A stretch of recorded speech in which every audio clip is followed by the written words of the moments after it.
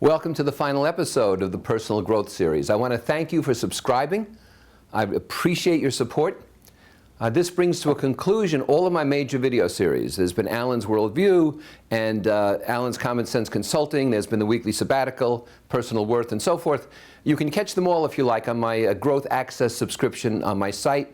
Very inexpensive, and you can access all of them at your leisure if you so choose. But you should also have all the links to these, having been whatever you've subscribed to on your computers. Today I want to talk about a chart, a sequence, the way to put a lot of this into action. And although the chart might look confusing, it's not. What I found over the years is that most people don't trust in themselves.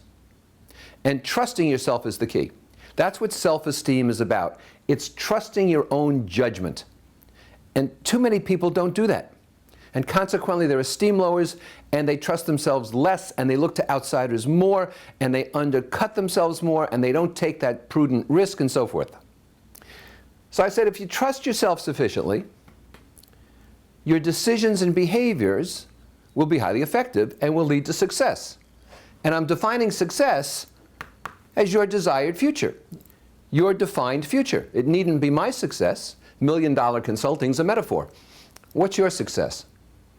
So I asked myself, how can people pragmatically improve their trust in their own judgment? And I've arrived at 7 factors.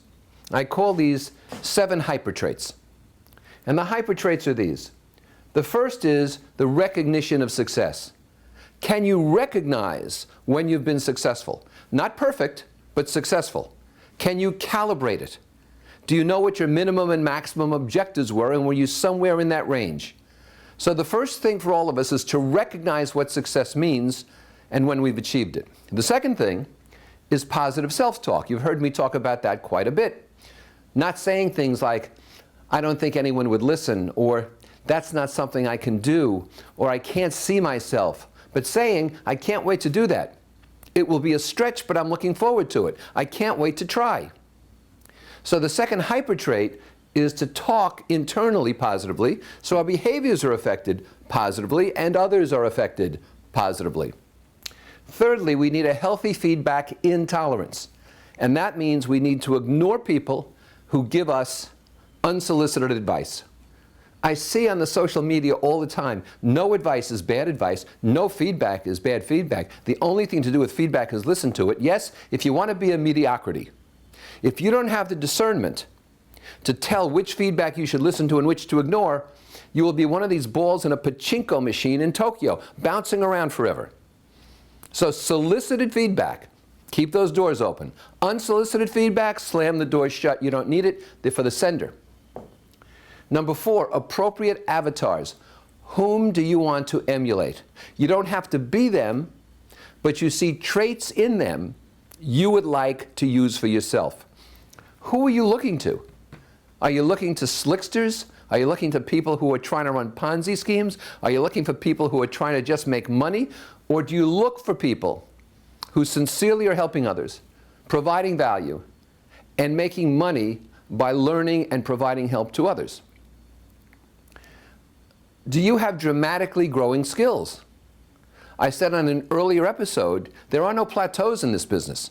Are your skills continually growing? Do you feel that you're better this year than you were last year? If not, what are you doing about it? What kind of self-development are you engaging in? Social cue adeptness. You have to be aware of what's going on around you. You have to be in the moment.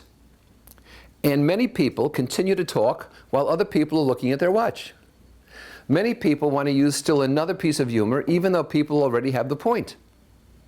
Many people want to pound home something when others are already resisting it. You need social cue adeptness, and that leads us to judgment, the final of the hypertraits.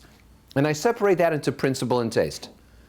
Argue about principle, fight about principle, stand fast with your back to the wall over principle, but not about taste. If you don't want to go to a restaurant I suggest and you feel you have a better one, I don't care. That doesn't hurt my ego. But if you tell me that hourly billing is the only way to advise people to work and not value-based fees, I'm going to tell you you're out of your mind, and that's just wrong, and you're not going to appear anywhere in my community. And if you write something about it, I will attack it.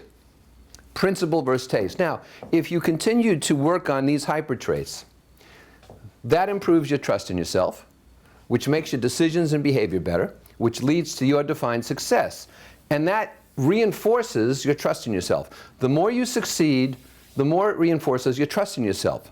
So these hyper traits help you with this trust, which I call the critical gyroscope. Keeps you balanced, keeps you upright, keeps you in the right position.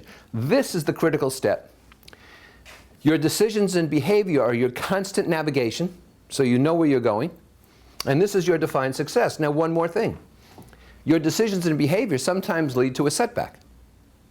I've talked about failure and making the best use of setbacks. But those setbacks can be turned into success if you're resilient. And resilience comes from these 7 traits, which I call your contingent reserve of strength, because not only do they lead to better trust in yourself, but they provide what you need when you have a setback to put you back on the right path. So I hope this chart is helpful to you in some of the practical elements of continuing to improve your self-worth. I hope if you ask yourself over these 52 episodes whether your feelings about yourself have improved, and your confidence has improved, and your judgment has improved, I hope the answer is a resounding yes. I want to thank you again for being with me. And if you have an idea for another video series, I would love to hear it. Alan@summitconsulting.com. Thanks again.